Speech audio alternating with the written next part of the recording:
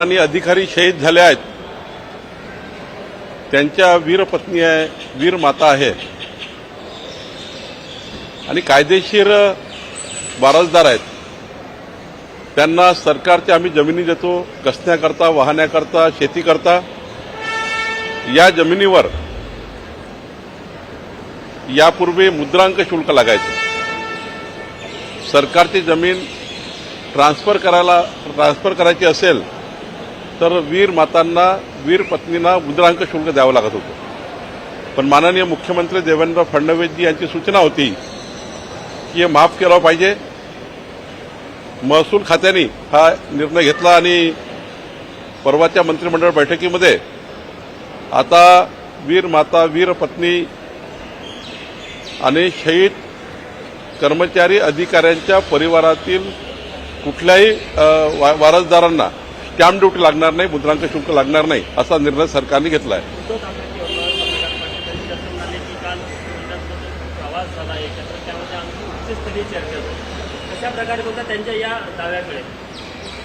आमचे मुख्यमंत्री देवेंद्र फडणवीसजी आदर्श मुख्यमंत्री आहेत.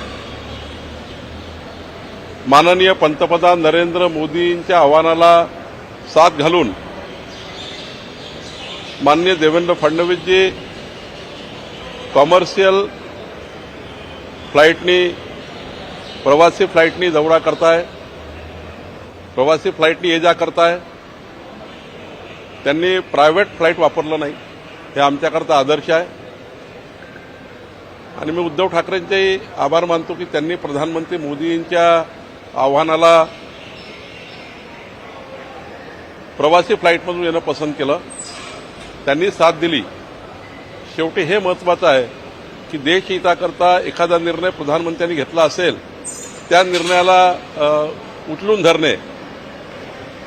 दोघांनी या ठिकाणी प्रवासी फ्लाईटमध्ये येऊन एक आदर्श उदाहरण तयार केलेलं आहे. नाही, चर्चा तर फ्लाईटमध्ये बसल्यावर होत असतं. कधी पारिवारिक होतं, कधी कौटुंबिक होतं. प्रत्येक वेळी काही राजकारणाची चर्चा होत नाही आणि विमानात तर बिलकुल होत नाही, कारण विमानात इतके लोक ऐकणारे असतात की त्या ठिकाणी काय राजकीय चर्चा करणार आहे.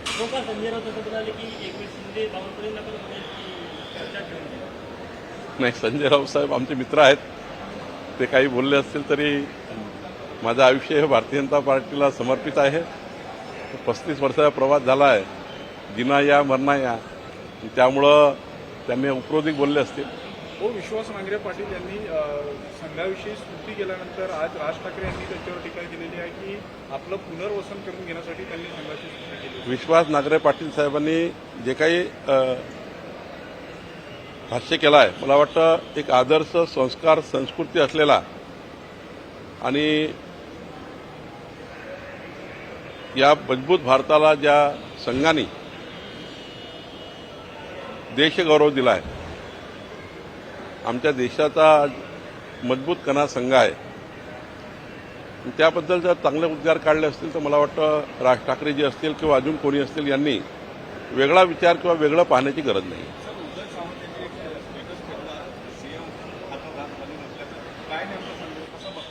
कुठे एकनाथ शिंदे आणि मुख्यमंत्र्यांच्या एका हातात हात असलेलं एक स्टेटस त्यांनी ठेवलेला काल, ज्या पद्धतीने विमान प्रवासानंतर ठीक आहे, त्यांनी आपली भावना व्यक्त केली असेल.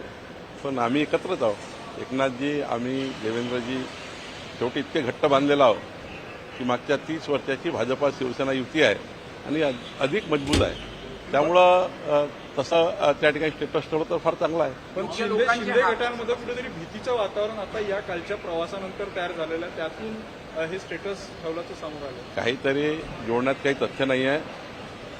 उलट तुम्ही तर जे आदर्श उदाहरण उद्धवजींनी आणि देवेंद्रजींनी घालून दिलं आहे, आमच्यासारख्या कार्यकर्त्याला तू शिकण्यालायक आहे. आरटीओ संदर्भामध्ये पत्र तुम्हाला 100 अधिकाऱ्यांनी पत्र तुम्हाला दिलं आहे महसूल मंत्री म्हणून. बजरंग खरमाटे आणि काही अधिकारी जे निवृत्त झाले आहेत आणि 100 अधिकारी त्रस्त आहेत. हे नोटोरियस अधिकारी ज्यांच्या कारवाई होणार त्या विजय वडेट्टीवार नावासकट त्यांच्याकडे 56 GB डेटा आहे, ऑडिओ रेकॉर्डिंग. मी यापूर्वीच या विषयावर प्रताप सरनाईकजीशी वारंवार बोललो आहे. माननीय प्रताप सरनाईकजी, मंत्री परिवहन यांनी मला आश्वस्त केलं आहे की अशा आताही नोकरीवर नसताना या विभागात हस्तक्षेप ठेवणारे जे लोक आहेत यावर गुन्हा दाखल केला पाहिजे. केंद्र आणि राज्याच्या उच्चस्तरीय यंत्रणेमार्फत या व्यक्तीची चौकशी केली पाहिजे. हा व्यक्ती अजूनही सरकारमध्ये उच्च पदावर असल्यासारखं वागतो आहे. त्यामुळे याची चौकशी मुख्यमंत्री करणार आहेत किंवा परिवहन मंत्र्यांनी मला आश्वस्त केलं आहे की आम्ही याची चौकशी करतो. तेलगी सर एक प्रश्न साहेब, तेलगी आधुनिक तेलगी कोण आहेत आणि तुम्ही मागे लागले आहेत सगळे घोटाळा बाहेर काढण्यासाठी मुद्रांक शुल्क घोटाळ्याद्वारे असे आरोप होऊ लागले आहेत, तुम्हीच तो घोटाळा बाहेर काढण्याचा नाही, काही घोटाळ्याचा कयास बांधला झाला. ॲडज्युडिकेशनमध्ये ज्या केसेस आम्ही हिअरिंगला घेतो त्या कॉशी ज्युडिशियल पॉवर असतात. पण कधी कधी कॉशी ज्युडिशियल पॉवर वापरून जास्तीचं मुद्रांक कमी करणे आणि कमी मुद्रांक जास्त करण्यात ज्या केसेस असतात त्याचा एजी मार्फत ऑडिट व्हावं असं म्हटलं आहे. याचा अर्थ घोटाळा झाला असा नाही आहे. पण यामध्ये तफावत जे निघेल ॲडज्युडिकेशनच्या केसेसमध्ये ती फार मोठी असेल. ही तफावत आहे, भ्रष्टाचार नाही आहे. ही तफावत आहे आणि त्यामुळे कुठे घेऊन जाणं काही अर्थ नाही. आमच्या खात्यामध्ये कुठल्याही पद्धतीचा भ्रष्टाचार मी तर सहन करून घेत नाही. कारण कोणत्याही परिस्थितीमध्ये देवेंद्र फडणवीस सरकार, आमचं सरकार हे पारदर्शी, लोकाभिमुख आणि गतिमान ठेवण्याचा आम्ही प्रयत्न करतो आहे. त्यामुळे कोणताही भ्रष्टाचार त्यामध्ये नाही. फक्त तफावत आहे. ती तफावत आम्ही एजीच्या माध्यमातून, अकाउंटंट जनरलच्या माध्यमातून टास्क फोर्स तयार करून 1 एप्रिल 2021 ते 31 मार्च 2025 पर्यंत तपासतो आहे. 31 मार्च 2026 पण तपासतो आहे. त्यामध्ये कमी जास्त केलं असेल तर त्याची दुरुस्ती करू किंवा वसूल करू. होईलच. उद्धव ठाकरेंचे 14 आमदारांच्या